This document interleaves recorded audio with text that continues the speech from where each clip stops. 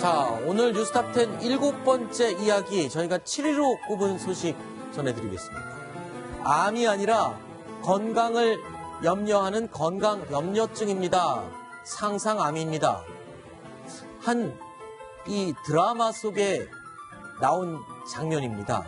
요즘 인기를 끌고 있는 지상파 드라마인데요. 여기에서 의사가 이런 말을 해서 전국이 술렁거렸습니다. 드라마 주인공이 암에 걸렸을까 조마조마한 마음으로 다음 전개를 기다렸던 이 시청자들, 이 걱정이 허무해졌기 때문인데요. 자, 이 이야기 좀 나눠보도록 하겠습니다. 이 드라마에 나왔던 상상암, 지금 주변에서요, 아주머니들, 어머님들이 드라마 보시고 나서 아니 상상암이라는 게 있어? 라고 묻고 계시거든요. 저도 궁금합니다. 어떻습니까? 상상암이라는 거. 실제로 암에 걸린 것이 아니고요. 상상으로만 암에 걸린 겁니다. 예를 들면 감기 정도만 걸렸는데 내가 폐렴 환자가 된 건 아니냐, 이런 우려를 가진 사람들 같은 사람들을 건강 염려증 환자라고 얘기를 하는데, 실제로도 그럼 그런 사람이 있습니까? 네, 굉장히 많습니다. 꽤나 실제로 검진을 해보면요, 연간 한 4,000명 정도가 발견이 되고요. 아하. 이런 비중이 사실 우리나라 같은 곳에서 좀 많이 발견되고 있습니다.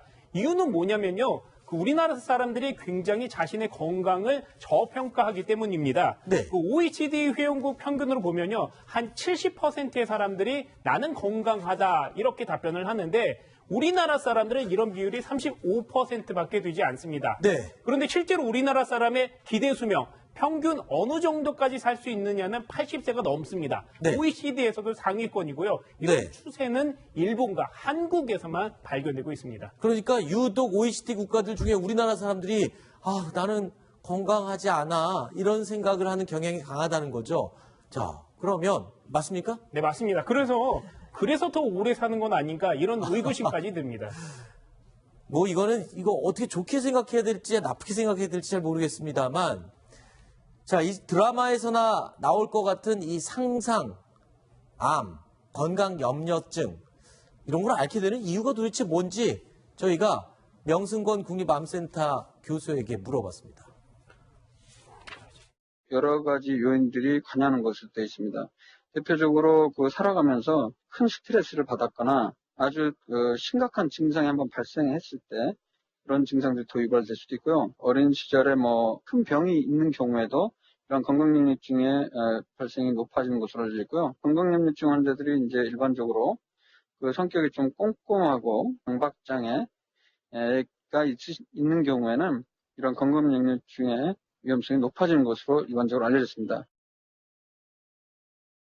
자, 그러면 이 건강 염려증, 이거는 증상도 이게 나타나지가 않고 마음의 병 같은 거일 텐데, 그럼 이거를 진단할 수 있는 방법은 뭐가 있을까요? 있나요, 방법은?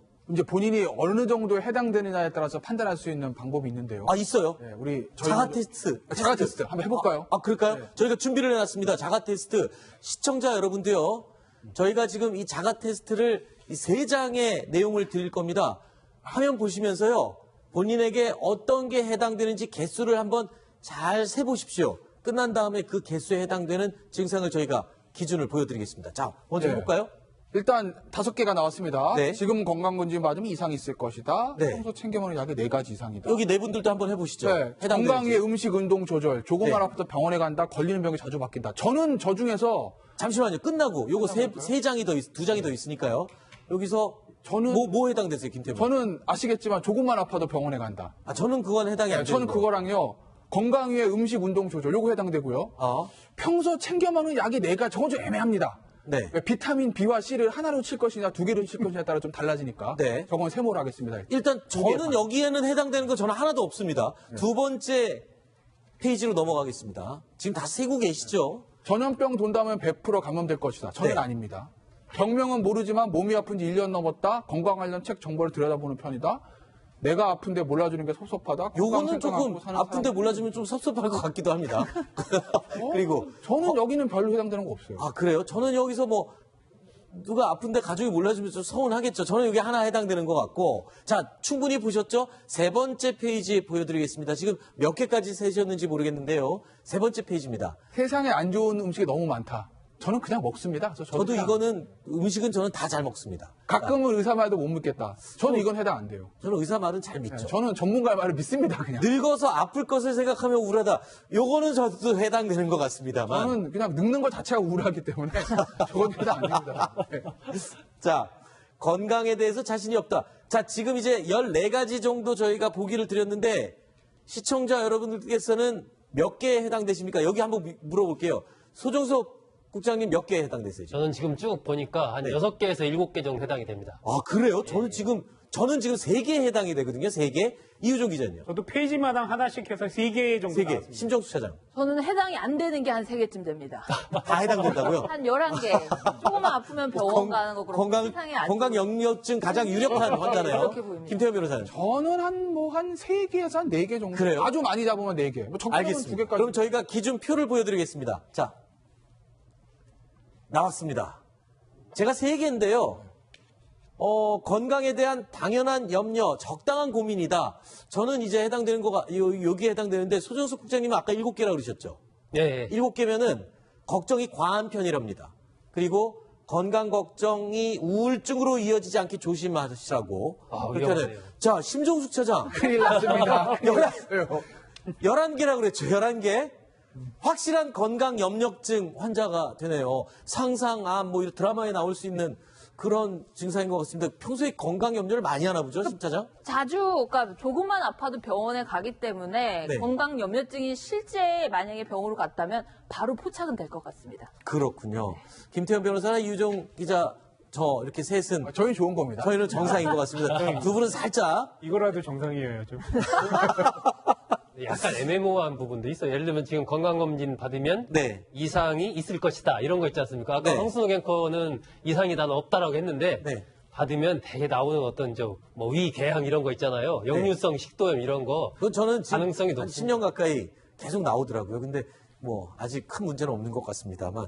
자, 염려증, 건강 염려증이 의심되는 경우에는요, 병원을 찾아가서 자신의 마음을 털어놓는 것이 아주 좋다고 이야기를 합니다. 전문가의 진단 들어보시죠.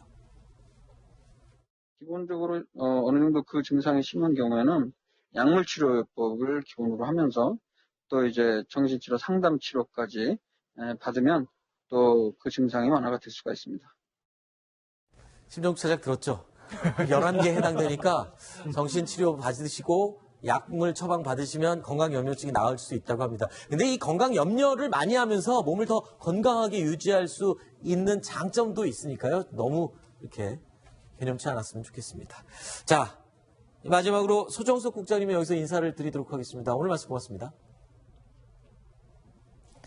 이제 8번째 소식이 준비되어 있습니다. 오늘의 8위 소식입니다.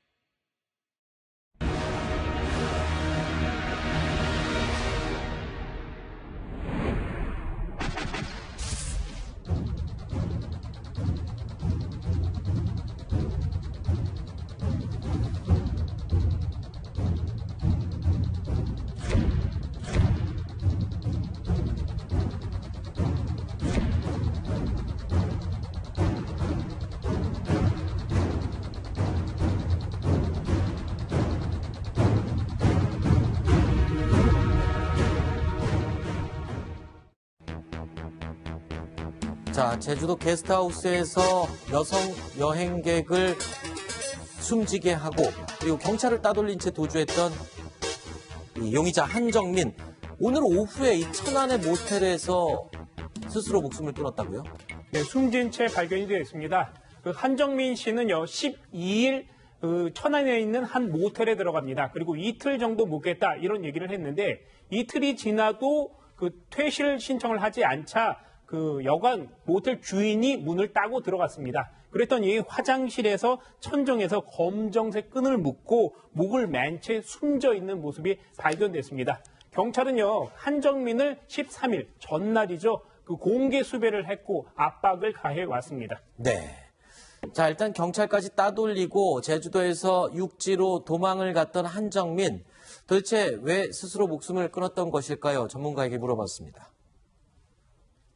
자발적으로 계획이 없던 행위를 했고, 구조하는 과정 중에 점점 이제 심경의 변화가 일어나면서 심지어는 뭐 수원까지 내려온 행적이 모두 오픈이 됐잖아요. 비행기 타고 도착을 했을 때는 나름 안도감을 느꼈던 것 같기는 한데, 문제는 그런 것들이 전부 다 일거수일투족 지금 다 오픈이 되니까 그게 아마 심경의 변화를 일으켰을 걸로 보인다.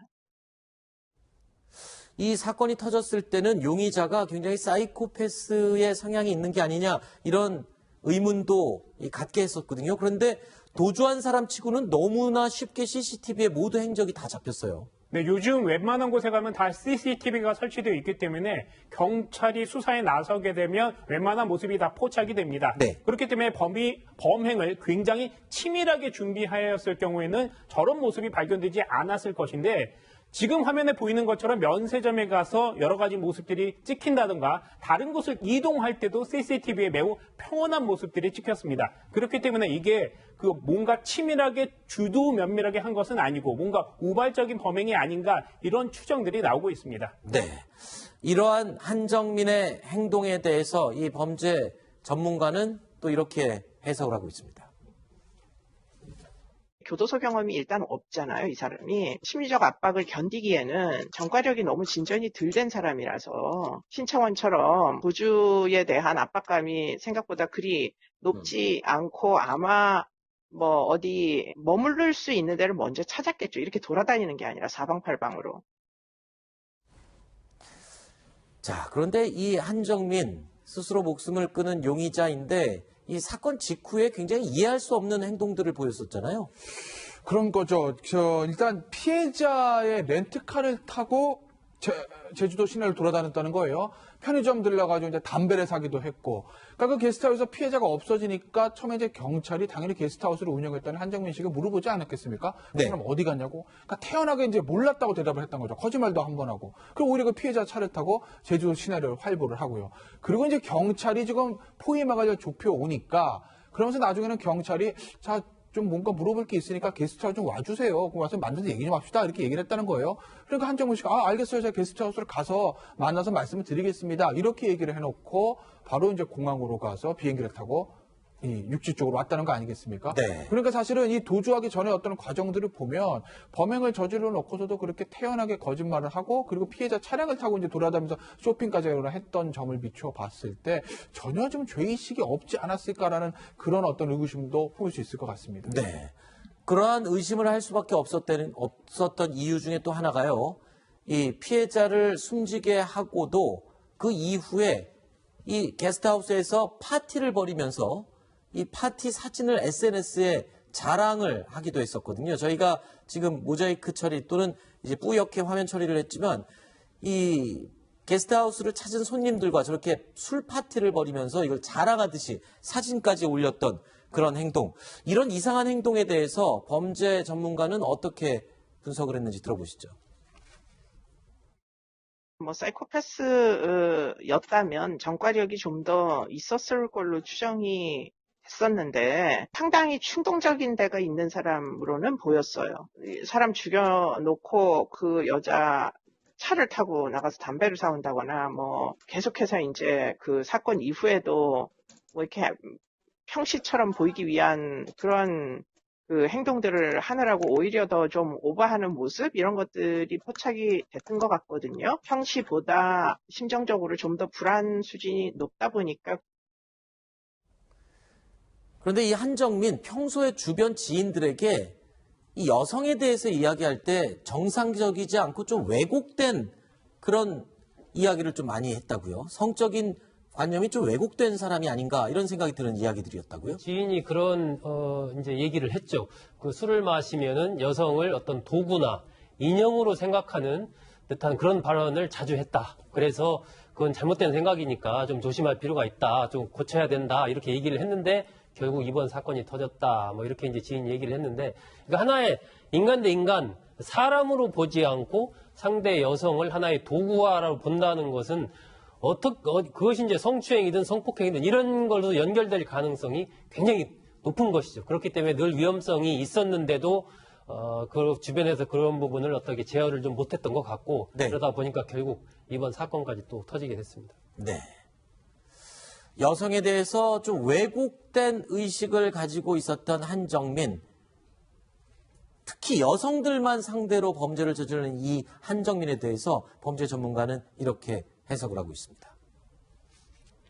아마도 네. 성적인 인지가 굉장히 왜곡돼 있는 것 같고요. 그리고는 폭력적인 면도 있는 것 같고, 약자에게 강하고 강자에게 약하고 이런 특징도 있는 것 같고,